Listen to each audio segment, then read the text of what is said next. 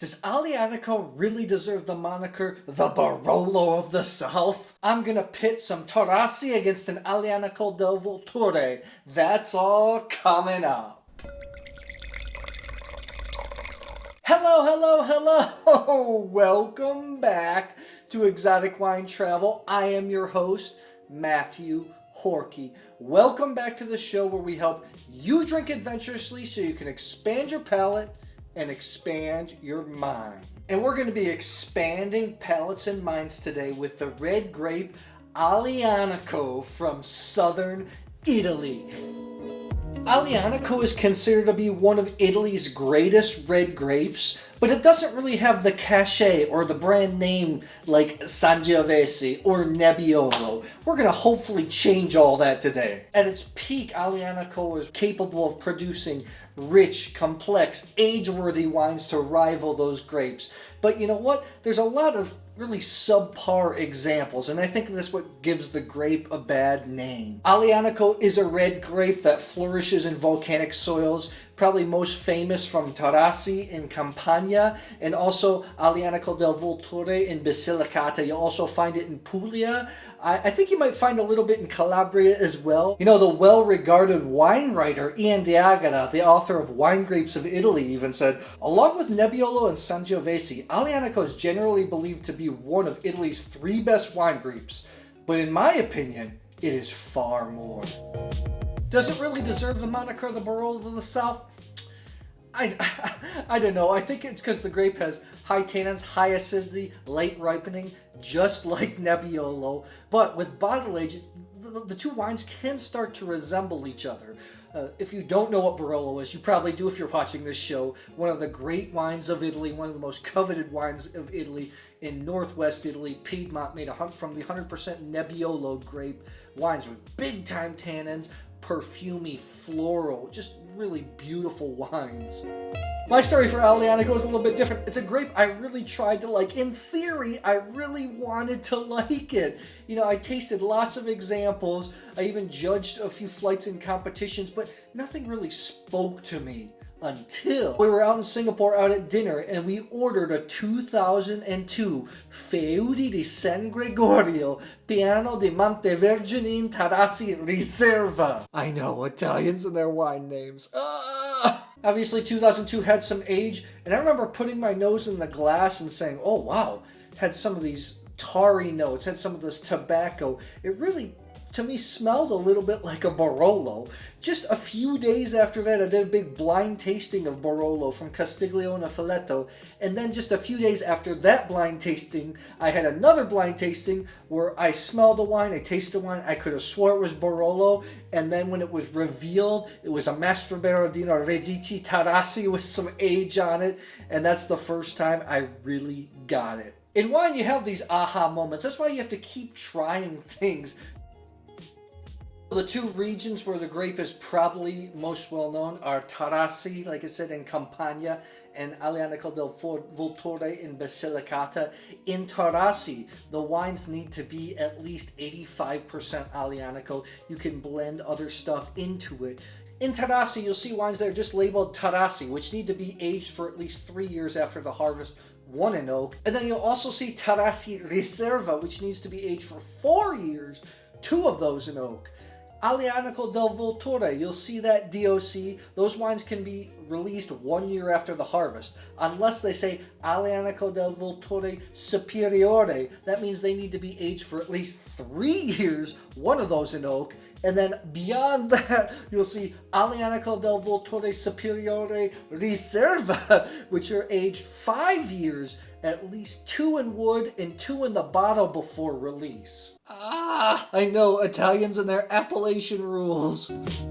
Okay, let's taste a few wines. I am much more familiar with the wines of Taurasi than I am Aglianico del Vulture. But let's start with the del Vulture first. You know, on paper, it's an appellation I feel like I should love. It's way down south in Basilicata. They only focus just on Aglianico. Really hard to get to. Value-driven wines, kind of under the radar appellation. It's a place that I feel like wine writers really try to push up, and it's a place that I hope to go to once the world clears up. I have here the Donato d'Angelo Aglianico del Vulture 2017 This one, Tre Bicchieri at Gambero Rosso recently, so good job by them. You know, Aglianico as a grape, you're going to get some darker fruit. Think dark plum, dark cherry.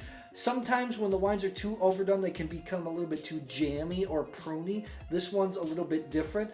You know, Aglianico del Vulture is a category. The wines can be really good value for money. I've seen a lot of them under $20 US widely available, like this Tenuta d'Angelo. I think it's tremendous value for money for a wine that can age and develop in your cellar.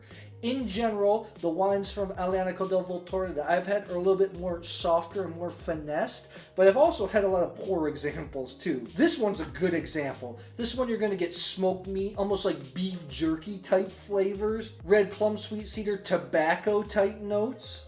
Bigger in body, but had acidity and some grippy tannin, but not tannin that's ripping my face off. It's a wine that definitely needs meat, but I think this is tremendous wine, especially for the price.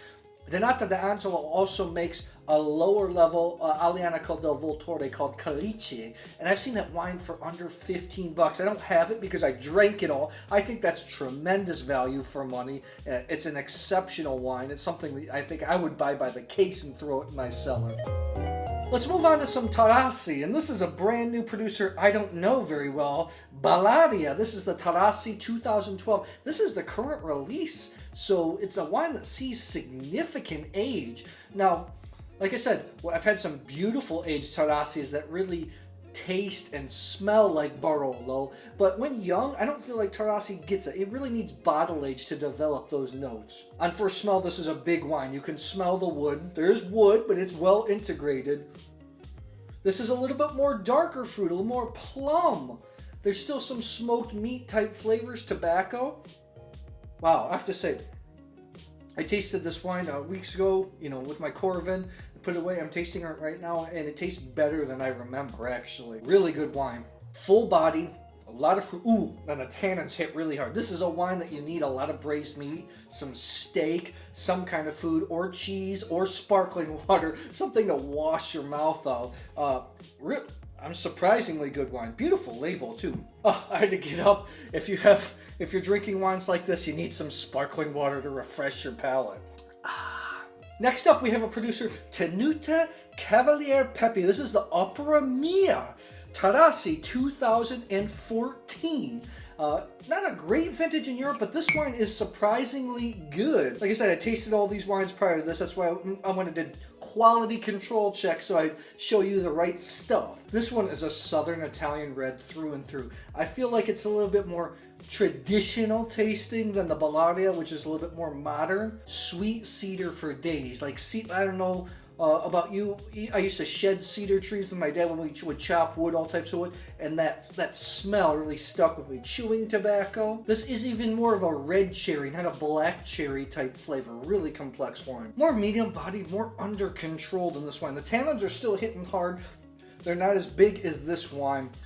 This is a wine that's just has a delicious factor. I think a lot of fans of Central Italian, Southern Italian reds are really going to get off on this wine. Tenuta Cavalier Pepe sent me a couple of the wines to taste, and I really enjoyed all of them a lot. They also sent me this. This is the Riserva. This is the Loggia del Cavalier Taurasi Riserva. Now this is a bigger wine than the Operia. It's significantly bigger. This one actually has some tarry notes starting to develop. Tobacco again. I know I'm sounding repetitive. Mocha even.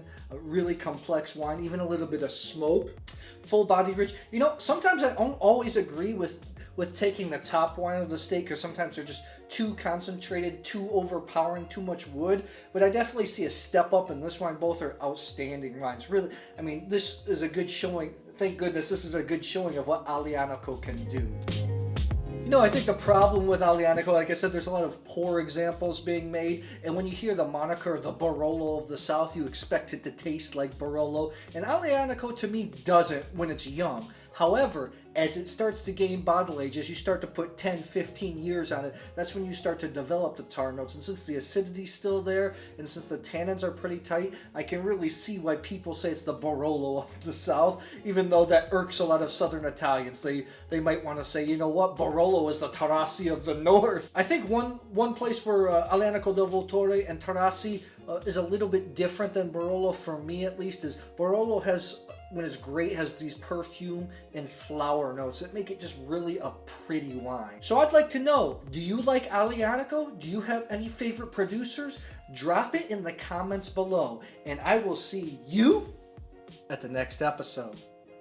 Hello, thanks for watching. Hey, you made it to the end. Make sure to subscribe to our YouTube channel. Click the bell so you know when new videos are out. If you like content like this, check out our Patreon page where you get some behind the scenes exclusive content. Thanks for watching. Cheers. Cheers.